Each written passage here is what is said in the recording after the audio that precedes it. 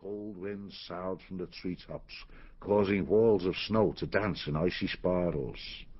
The traveller gathered his ragged cloak tighter, adjusted an old rusting sword that was slung across his back, and trudged steadily forward, away from the wilderness, to where other creatures lived. It was a forbidding place, made mean by poverty. Here and there he saw signs of habitation. The dwellings, ravaged and demolished, made pitiful shapes under snowdrifts. Rearing high against the forest, a curious building dominated the ruined settlement, a fortress crumbling, dark and brooding. It was a symbol of fear to the woodland creatures of Mossflower. This was how Martin the warrior first came to Katir, place of the wildcats. In a mean hovel on the south side of Katir, the Stickle family crouched around a low turf fire. It gusted fitfully as the night winds pierced the slatted timbers where mud chinking had not been replaced. A timid scratch at the door caused them to jump nervously. Ben Stickle picked up a billet of firewood, motioning his wife Goody to keep their 4 little ones well back in the shadows. As the good wife Stickle covered her brood with coarse burlap blankets, Ben took a firmer grip on the wood and called out harshly in his gruffest voice, "Be off with you and leave us alone! There's not enough food in here to go round a decent hedgehog family. You've already taken half of what we have to swell the ladders in Katir." Ben, 'tis I, Earthclaw. Open up, brr. 'Tis freezing out here. As Ben Stickle opened the door, a homely-faced mole trundled by him and hurried across to the fire, where he stood rubbing his digging claws together in front of the flames. The little ones peeped out from the blankets. Ben and Goody turned anxious faces toward their visitor. Earthclaw rubbed warmth into his cold nose as he talked in his curious rustic mole speech. Vermin patrols be out. Weasels and stoats and the like. Them are looking for more victuals. Goody shook her head as she wiped the little one's snout on her apron. I knew it. We should have run off and left this place like the others. Where in the name of Spikes will we find food to pay their tolls? Ben Stickle threw down the piece of firewood despairingly. Where can we run in midwinter with 4 little ones? They'd perish long afore spring. Earthclaw produced a narrow strip of silver birch bark and held a paw to his mouth, indicating silence. Scratched on the bark in charcoal was a single word: Corin. Beneath it was a simple picture map, showing a route into Mossflower Woods, far from Katir. Ben studied the map, torn between the chance of escape and his family's predicament. The frustration was clear on his face. Bang! Bang! Open up in there! Come on, get this door open! This is an official Katir patrol! Soldiers! Ben took one last hasty glance at the strip of bark and threw it on the fire. As Goody lifted the latch, the door was thrust forcefully inward. She was swept to one side as the soldiers packed into the room out of the winter night chill. They pushed and shoved at each other roughly. A ferret named Blacktooth and a stoat called Splitnose seemed to be in charge of the patrol. Ben Stickle sighed with relief as they turned away from the burning strip of bark and stood with their backs to the fire. Well now, Daisy Spikes, where are you hiding all the bread and cheese and October ale?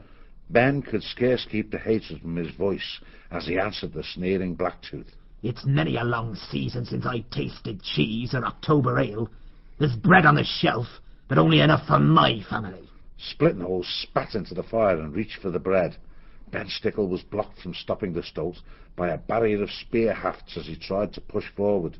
Goody placed a restraining paw on her husband Spikes. Please, Ben, don't fight them, the great bullies. Earthclaw chimed in. Ain't much you can do against spears, Ben. Blacktooth turned to the mole as if seeing him for the first time. Ha! What are you doing here, Blink-Eye? One of the little hedgehogs threw the sacking aside and faced the stoat boldly. He came in for a warm by our fire. You leave him alone. Splitnose burst out laughing, spraying crumbs from the bread he was eating. Look out, Blackie. There's more of them under that blanket. I'd watch them if I were you. A nearby weasel threw back the covering, exposing the other 3 young ones. Blacktooth sized them up. They not big enough to do a day's work. Goodwife Stickle sprang fiercely in front of them. You let my little ones be. They ain't harmed nobody. Blacktooth seemed to ignore her. He knocked the loaves from Split-Nose's paws, then turning to a weasel, he issued orders. Pick that bread up and no sly munching.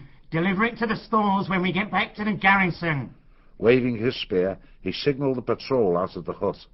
As Blacktooth left, he called back to Ben and Goody. I want to see those 4 hogs out in the fields tomorrow. Either that, or you can all spend the rest of the winter safe and warm in Katir dungeons.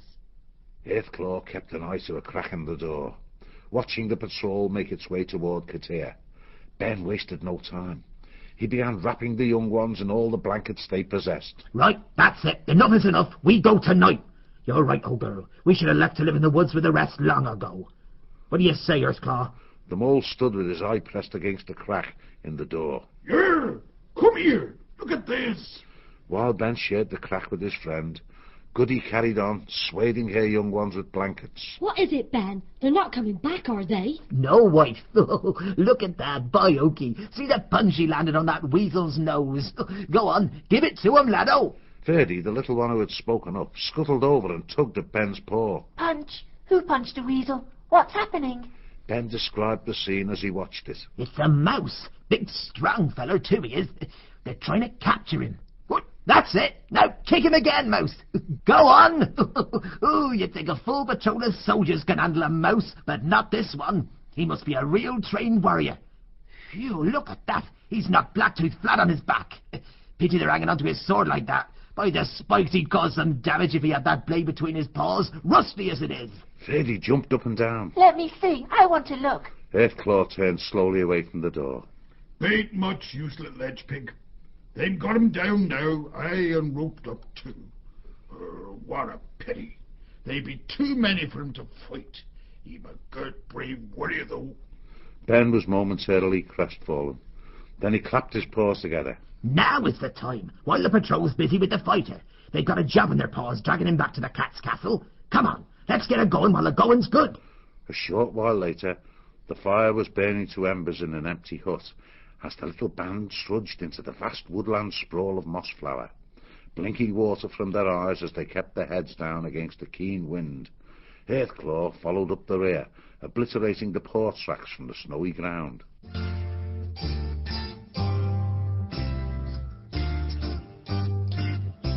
Chapter 2.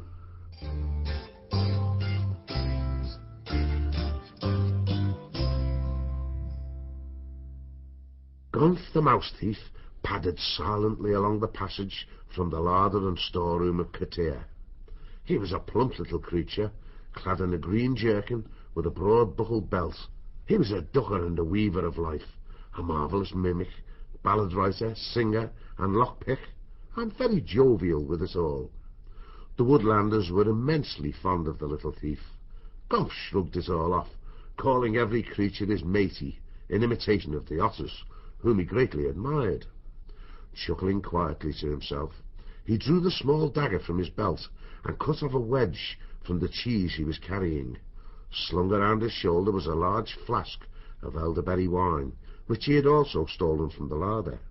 Gonf ate and drank, singing quietly to himself in a deep bass voice between mouthfuls of cheese and wine. The Prince of Mouse Thieves honours you to visit here this day, so keep your larder door shut tight, lock all your food away. Oh, foolish ones, go check your store of food so rich and fine. Be sure that I'll be back for more, especially this wine. At the sound of heavy paws, Gonf fell silent. Melting back into the shadows, he huddled down and held his breath. Two weasels, dressed in armour and carrying spears, trudged past. They were arguing heatedly. Listen, I'm not taking the blame for your stealing from the larder. Who, me? Be careful what you say, mate. I'm no thief. Well, you're looking very fat lately. That's all I say. They're half as podgy as you, lard barrel. Lard barrel yourself. You'll be accusing me next. You're in charge of the key, so who else could it be? It could be you. You're always down there when I am. I only go to keep an eye on you, mate. And I only go to keep an eye on you, so there. Right! We'll keep an eye on each other then. Gonf stuffed a paw in his mouth to stifle a giggle. The weasels stopped and looked at each other. What was that? Oh, I know what it was. You're laughing at me.